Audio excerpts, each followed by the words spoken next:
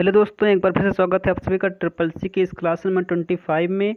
आज हम आपको 20 यानी 25 नंबर की क्लास आपको कराने वाले हैं।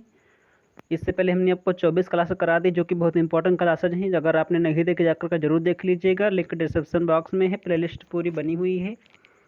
अगर आप अगस्त या फिर सितंबर एग्जाम की तैयारी कर रहे हो तो आपके लिए इंपॉर्टेंट क्लासेज हैं। अगले 2 से 3 दिनों में आपका एग्जाम भी शुरू होने वाले हैं, तो आप सीरियस तरीके से पढ़ाई स्टार्ट कर दीजिए। बहुत कम समय बचा है। अगर आप कम समय में ज़्यादा स्कोर करना चाहते हो तो आप डेली क्लास लीजिए। डेली प्रैक्टिस क्लास यहाँ पर होती है। रोज़ सुबह 7 बजे आने का प्रयास करिएगा। रोज़ सुबह 7 बजे क्लास होती है। तो क्लास स्टार्ट करने से पहले आपसे रिक्वेस्ट है, अगर आप चैनल को नया सब्सक्राइब जरूर कर लेना है और सब्सक्राइब करके बेल आइकन प्रेस जरूर कर देना है, ताकि जैसे क्लास जाने जैसे नोटिफिकेशन आप तक सबसे पहले पहुँचे और आप सबसे पहले क्लास अटेंड करें। और वीडियो को कर दीजिएगा लाइक एंड शेयर। और आप पूरे टेलीग्राम चैनल हमारा ज्वाइन कर लीजिए। वहाँ टेलीग्राम चैनल का नाम है लर्न विथ अमित। वहाँ पर आपको फ्री में PDF मिल जाती है। हर क्लास की PDF वहाँ पर मिल जाती है, इसलिए उस चैनल को जरूर ज्वाइन कर लीजिएगा। तो चलिए स्टार्ट कर लेते हैं आज की ये क्लास। तो देखते हैं क्लास का पहला क्वेश्चन आपके क्या है, स्क्रीन पर है।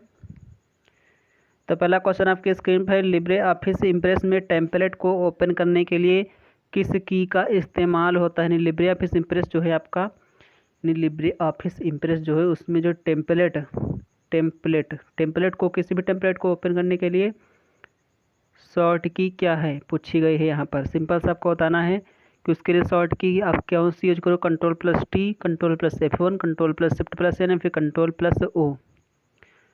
तो आपको राइट आंसर देना है। इन्हीं में से आपको राइट आंसर छांटना है। इन्हीं 4 ऑप्शंस में से आपको राइट आंसर देना है। आप लोग चैट बॉक्स में जरूर लिखते रहिए, हमें आपके राइट आंसर का वेट रहेगा। सभी लोगों को गुड मॉर्निंग। सभी लोग क्लास को कर दीजिएगा शेयर, लाइक जरूर कर देना, वीडियो को लाइक जरूर कर दीजिएगा। तो इसका जो राइट आंसर बनेगा वो क्या बनेगा, आई होप अपने राइट आंसर खोज लिया होगा। तो इसका राइट आंसर बनेगा Ctrl+Shift+N, ऑप्शन नंबर सी बन जाएगा Ctrl+Shift+N। ये बात आपको ध्यान रखना है। Ctrl+F1 से होता है हेल्प होता है, Ctrl+T से कुछ नहीं होता है, बात आपको ध्यान रखना है। तो क्वेश्चन नंबर सेकंड है आज का, इम्प्रेस में प्लेस होल्डर डॉटेड लाइन का साथ एक बॉक्स होता है जो कि स्लाइड पर कंटेंट प्लेसमेंट के लिए डिजाइन किया गया जाता है। यानी इम्प्रेस में जो प्लेस होल्डर आपका होता है, प्लेस होल्डर, उसके बारे में बताया गया है कि कैसा होता है प्लेस होल्डर। यानी एक डॉटेड लाइन का एक साथ का एक बॉक्स होता है। इस तरह का डॉटेड लाइन का एक बॉक्स होता है, मैं बना दे रहा हूँ। डॉटेड लाइन का एक बॉक्स होता है जो कि स्लाइड के कंटेंट पर प्लेसमेंट के लिए डिज़ाइन किया जाता है। स्लाइड पर कंटेंट के प्लेसमेंट के लिए डिजाइन किया जाता है। नहीं, उस पर आप कंटेंट लिखते हो, इस पर आप कंटेंट लिखो, कुछ भी लिखना चाहते हो। तो ये भी बिल्कुल सही बात है। ऑप्शन नंबर ए सही हो जाएगा। ट्रू फॉल्स में जवाब देना था, सही गलत में जवाब देना था। तो जिस पर आप प्लेस होल्डर में जो प्लेस होल्डर आपको मिलता है उस पर आप लिखते हो, उसी को प्लेस होल्डर कहते हैं। यानी एक छोटा सा बॉक्स मिलता है, डॉटेड लाइन की तरह होता है, उसमें आप लिखते हो कुछ भी कंटेंट, उससे को कहते हैं प्लेस होल्डर। ये बात आपको ध्यान रखना है। तो क्वेश्चन नंबर थर्ड है, लिब्रे ऑफिस इम्प्रेस में Ctrl+पेज अप की का इस्तेमाल प्रीवियस स्लाइड पर जाने के लिए होता है। यहाँ पर प्रीवियस स्लाइड लिखा है, यहाँ पर होगा प्रीवियस स्लाइड, यानी प्रीवियस स्लाइड पर जाने के लिए होता है Ctrl+पेज अप, CTRL, Ctrl+पेज अप। यानी Ctrl+पेज अप की जो है उसका यूज पूछा गया है, किस लिए होता है, प्रीवियस स्लाइड पर जाने के लिए, यानी पिछली स्लाइड में जाने के लिए। अगर हम इस स्लाइड पर काम कर रहे हैं तो इस वाले स्लाइड पर चले जाएंगे, पिछली स्लाइड पर चले जाएंगे अगर Ctrl+पेज अप की प्रेस करेंगे। सही है या फिर गलत है, तो आप लोग चैट बॉक्स में जो है राइट आंसर देने का प्रयास करिएगा।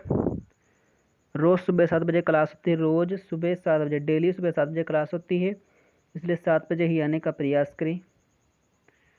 तो इसका भी राइट आंसर हो जाएगा ऑप्शन नंबर, यानी सही हो जाएगा।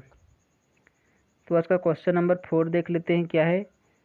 इंटरनेट से कनेक्ट प्रत्येक कंप्यूटर कहलाता है। यानी इंटरनेट से कनेक्ट जो भी जितने भी कंप्यूटर होते हैं वो क्या कहलाते हैं, बताना है आपको। क्लाइंट सर्वर कहलाते हैं, वेब ब्राउज़र कहलाते हैं, सर्च इंजन कहलाते हैं, या फिर इनमें से कुछ भी नहीं कहलाते हैं। यानी जितने भी ऑप्शन दिए हैं आपको उसमें से कुछ भी आपका राइट आंसर नहीं होगा। अगर आपको आता है ज़रूर देने का प्रयास करें। चैट बॉक्स में आप लोग लिखते रहिए, फटाफट राइट आंसर लिखिए। यानी इंटरनेट से कनेक्ट प्रत्येक कंप्यूटर कहलाता है।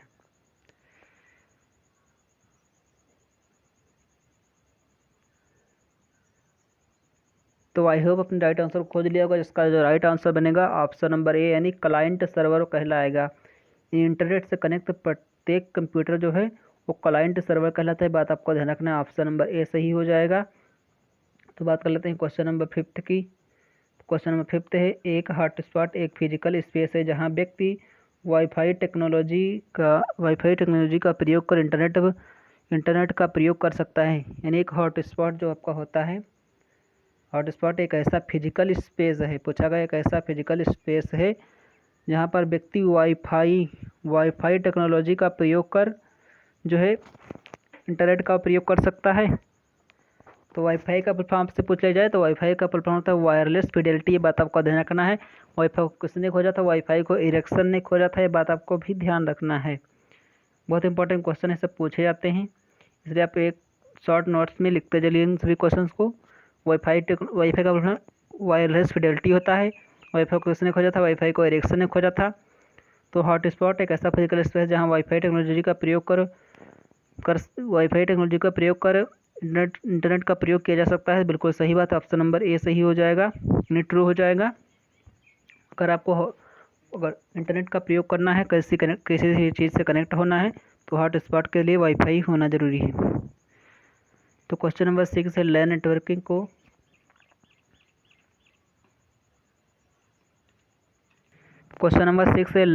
नेटवर्किंग को इस्तेमाल कर आप कई कंप्यूटर को कनेक्ट नहीं कर सकते हैं। यानी LAN बोले तो local area network full form होता है। लोकल एरिया नेटवर्क इसका फुल फॉर्म होगा। तो पूछा गया है राइट है या फिर गलत है। सही गलत में आपको राइट आंसर देना है। आपका जवाब जो है ट्रू फॉल्स में देना है। यानी लैन नेटवर्किंग का इस्तेमाल कर आप कई कंप्यूटर को कनेक्ट नहीं कर सकते हैं। तो इसका राइट आंसर आप लोग चैट बॉक्स में फटाफट दीजिए। सभी लोग क्लास को कर दीजिएगा like and share.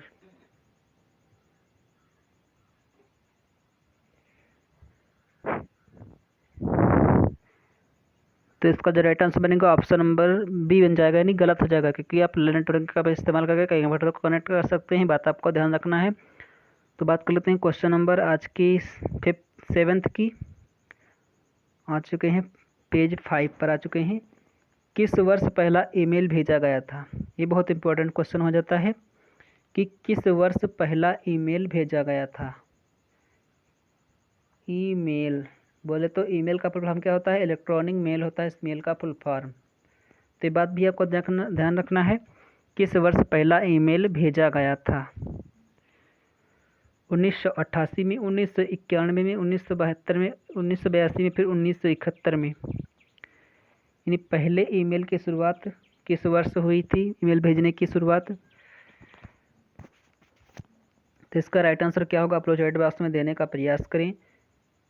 Chat box में लिख दीजिए फटाफट, इसका राइट आंसर क्या बनेगा। किस वर्ष पहला ईमेल भेजा गया था? 1971, ऑप्शन नंबर डी सही हो जाएगा। 1971 में पहला ईमेल भेजा गया था। ये बात आपको ध्यान रखना है। तो बात कर लेते हैं क्वेश्चन नंबर 8 की। इंटरनेट एक्सप्लोरर के ईमेल कंपोनेंट को कहा जाता है। यानी इंटरनेट एक्सप्लोरर जो है उसके ईमेल कंपोनेंट को क्या कहते हैं? मैसेज बॉक्स कहते हैं। यानी मैसेज, ऑप्शन नंबर ए है message box, option number B है Outlook Express, option number C है मैसेंजर मेल बॉक्स, या फिर ऑप्शन नंबर डी इनमें से कोई नहीं। तो क्वेश्चन नंबर 8 का आप लोग राइट आंसर देंगे, यानी सही जवाब आप लोग ढूंढने का प्रयास करें। क्वेश्चन नंबर 8 का राइट आंसर आप लोग देने का प्रयास करें।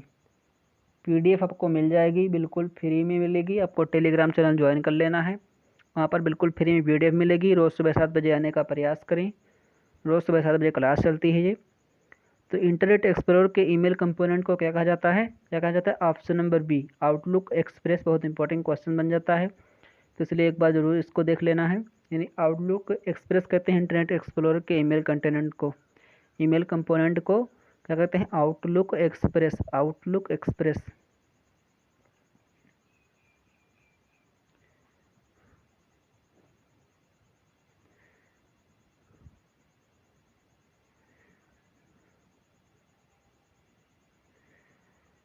क्वेश्चन नंबर 9 है, टाइप किए गए टेक्स्ट की मदद से नेट पर बात करने के लिए किस शब्द का उपयोग किया जाता है। यानी आप कोई भी टेक्स्ट जो है टाइप करते हो तो नेट पर आप बात करते हो तो किससे कोई भी वर्ड तो लिखते हो किसी भी चीज़ को, तो उसके लिए आप किस शब्द का यूज करते हो, ईमेल का, चैटिंग का, न्यूज़ ग्रुप का, फिर नन ऑफ दीज। टाइप किए गए टेक्स्ट की मदद से आप इंटरनेट पर अगर बात करते हो तो उसके लिए कौन से शब्द का यूज किया जाता है। तो आप लोगों को राइट आंसर देना, बहुत सिंपल सा क्वेश्चन है, आप लोग डेली यूज करते हो इस वर्ड को आप लोग डेली यूज करते हो, इसलिए इसको बताने की कोई ज़रूरत नहीं है, आप लोग जैसे देखिए राइट आंसर दे दीजिएगा। उसे क्या कहते हैं, ऑप्शन नंबर बी चैटिंग कहते हैं ना कि चैटिंग कर रहे हो, तो चैटिंग हो जाएगा ऑप्शन नंबर बी।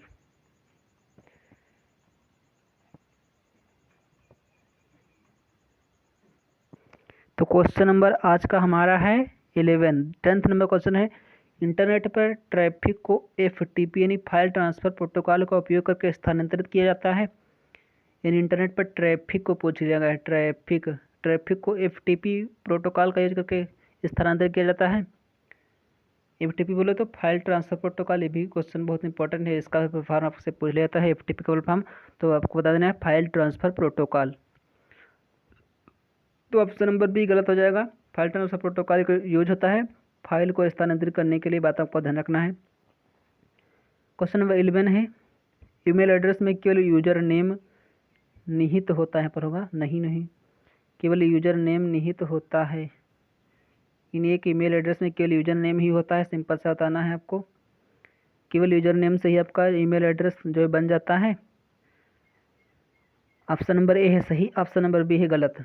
तो सिंपल सा बताना है, ईमेल एड्रेस अगर आपने पढ़ा होगा चैप्टर तो आपको ज़रूर आता होगा, तो आपको पता ही होगा ईमेल के कितने भाग होते हैं, 2 भाग होते हैं, बीच में एक सिंबल होता है एड्रेस, एक पहले होता है यूजर नेम यानी यूजर नेम, फिर होता है डोमेन नेम, तो यूजर नेम और डोमेन नेम को कौन सा भाग अलग करता है, तो अलग करता है आपका @ यानी @ अलग करता है, यूजर नेम को डोमेन नेम से @ सिंबल अलग करता है, बात आपको ध्यान रखना है। तो यहाँ पर तो 2 भाग दिखाई दे रहे हैं, लेकिन इसमें क्वेश्चन में आपके लिखा है केवल एक नेम यूजर नेम होता है, डोमेन नेम कहाँ चला गया, तो ऑप्शन नंबर 20 इसका गलत हो जाएगा, यानी ये गलत हो गया क्वेश्चन आपका। तो आज का क्वेश्चन नंबर 12 है, किसी बीमा में जमा होने वाली किस्त को किस नाम से जाना जाता है। यानी अगर आपने कोई बीमा कराया है तो उसमें कोई भी किस्त अगर जमा होती है तो वो किस्त किस नाम से जानी जाती है, cash money, insured money, premium या फिर टोकन मनी। तो आपको राइट आंसर दे देना है, यानी किसी बीमा में जमा होने वाली जो किस्त है वो किस नाम से जानी जाती है, तो वो नाम जानी जाती है प्रीमियम। कहते हैं ना कि अपनी प्रीमियम की किस्त जो है जमा कर दीजिए, प्रीमियम की किस्त अपनी जमा कर दीजिए। ऑप्शन नंबर सी सही होगा, ऑप्शन नंबर सी सही होगा, ये बात आपको ध्यान रखना है, प्रीमियम उसका किस्त का नाम होता है। तो अब बात कर लेते हैं क्वेश्चन नंबर आज के 13th की। तो क्वेश्चन नंबर 13 है, यूपीआई निम्न में से किसके द्वारा विकसित की गई है। नेशनल पेमेंट कॉरपोरेशन यानी NPCI बैंक के द्वारा, फिर फाइनेंस मिनिस्ट्री, या फिर इनमें से कुछ भी के द्वारा नहीं, यानी कोई भी ऑप्शन इसमें से होगा ही नहीं। आपको राइट आंसर देना है, चैट बॉक्स में फटाफट 13 नंबर का क्वेश्चन जो है राइट आंसर देने का प्रयास करिए। यानी यूपीआई बोलो तो यूनिफाइड पेमेंट्स इंटरफेस का फॉर्म होता है, कि किसके द्वारा विकसित की गई है, national payments corporation of India, यहाँ पर होगा इंडिया, इसको शॉर्ट फॉर्म में कहते हैं NPCI। तो ये जो यूपीआई है NPCI के द्वारा डेवलप की गई है, ऑप्शन नंबर ए इसका सही होगा। हम PDF आपको दे देंगे, इसलिए PDF की चिंता मत करिए, वीडियो को लाइक ज़रूर कर देना है। अब फटाफट आप लोग वीडियो को लाइक कर दें, तब आगे क्लास के क्वेश्चन बढ़े। तो आपने लाइक कर दिया होगा, आई होप आपने लाइक कर दिया होगा। तो क्वेश्चन नंबर आज का 14 है, मोबाइल बैंकिंग एक ग्राहक के लिए वित्तीय सुविधा है जो मोबाइल फ़ोन के माध्यम से वित्तीय लेन देन के लिए है। जो मोबाइल बैंकिंग आपकी जो होती है ग्राहक के लिए वित्तीय सुविधा है जो मोबाइल फ़ोन के माध्यम से वित्तीय लेन देन के लिए, मोबाइल बैंकिंग ग्राहक के लिए वित्तीय सुविधा है जो मोबाइल फ़ोन के माध्यम से वित्तीय लेन देन के लिए है। 3 से 4 पॉइंट पकड़ना है, आपको राइट आंसर देना है। तो ऑप्शन नंबर ए सही होगा, मोबाइल बैंकिंग जो है वो एक बैंकिंग एक ग्राहक के लिए एक वित्तीय सुविधा है, यानी तो आपका राइट आंसर बनेगा ऑप्शन नंबर यानी जो वित्तीय सुविधा है तो वो ग्राहक के लिए लेन देन के लिए है, वित्तीय लेन देन के लिए है। मोबाइल बैंकिंग तो आपको लिए ध्यान रखना आवश्यक है। ऑप्शन नंबर ये सही हो जाएगा। बैंक गोल्ड लोन तभी था जब गोल्ड सिक्योरिटी के तौर पर बैंक के पास गिरवी रखा हो। ऑप्शन नंबर ये सही, ऑप्शन नंबर बी गलत। तो सिंपल सा क्वेश्चन है, अगर आपको बैंक से गोल्ड लोन लेना है, नहीं गोल्ड लोन लेना है तो उसके लिए आपको पूछा गया कि आपके जो गोल्ड है आपका, यानी सोना जो आपका है वो बैंक के पास सिक्योरिटी के तौर पर गिरवी रखा होना चाहिए। तो कोई भी चीज़ आपको लोन कब देगा, जब आप उसके पास आपकी कोई भी चीज़ कीमती चीज़ गिरवी रखी होगी तभी आपको लोन दे सकता है, अदरवाइज आपको ब्याज पर लोन देगा। अगर आप गोल्ड लोन लेना चाहते हो तो उसके लिए गोल्ड गिरवी रखना पड़ेगा। तो ऑप्शन नंबर ए सही हो जाएगा, बात सही है बिल्कुल। अगर आपको गोल्ड लोन लेना है तो आपको गोल्ड देना पड़ेगा बैंकों को। तो क्वेश्चन नंबर 16 है, डॉट डॉट का मतलब उस संस्था की पहचान को प्रमाणित करना है जो सिल सिस्टम के संसाधनों तक पहुंचने की कोशिश करता है। जो सिस्टम के संसाधनों तक पहुंचने की कोशिश करती हैं। डॉट डॉट के स्पेस पर क्या फिल किया जाएगा। ये सभी क्वेश्चन बहुत इंपॉर्टेंट है ट्रिपल के अगस्त सितंबर एग्जाम के लिए। ये हर बार पूछे जाने वाले क्वेश्चन हैं, इसलिए ध्यान से क्वेश्चंस को पढ़िए तब आपको राइट आंसर देना है। तो डॉट डॉट का मतलब उस संस्था की पहचान को प्रमाणित करना है जो उस सिस्टम के संसाधनों तक पहुंचने की कोशिश करते हैं। पासवर्ड ऑथेंटिकेशन, मैसेज ऑथेंटिकेशन, पथ एंटीबी या फिर एंटिटी ऑथेंटिकेशन। तो आपको राइट आंसर दे देना है चैट बॉक्स से फटाफट। सभी लोग लास्ट को लाइक जरूर कर दीजिएगा। तो इसका राइट आंसर बनेगा ऑप्शन नंबर डी, यानी एंटिटी ऑथेंटिकेशन होता है उसका ए। एंटिटी ऑथेंटिकेशन का मतलब उस संस्था के पहचान को प्रमाणित करना है जो सिस्टम के संसाधनों तक पहुंचने की कोशिश करता है। बात आपको ध्यान रखना है, इंपॉर्टेंट क्वेश्चन बन जाता है। क्वेश्चन नंबर 17 है, क्रीपर वायरस को निम्न में से किस कार्यक्रम के द्वारा हटा दिया गया। यानी क्रीपर एक वायरस होता था, उसको किस कार्यक्रम के द्वारा हटा दिया गया है बताना है आपको। द वीपर, द सीपर, द रीपर या फिर इनमें से कोई, या फिर ये सभी कार्यक्रम के द्वारा, फिर इनमें से कोई भी कार्यक्रम के द्वारा नहीं। यानी क्रीपर वायरस को किस कार्यक्रम के द्वारा हटा दिया गया है। तो आपको राइट आंसर देना है फटाफट।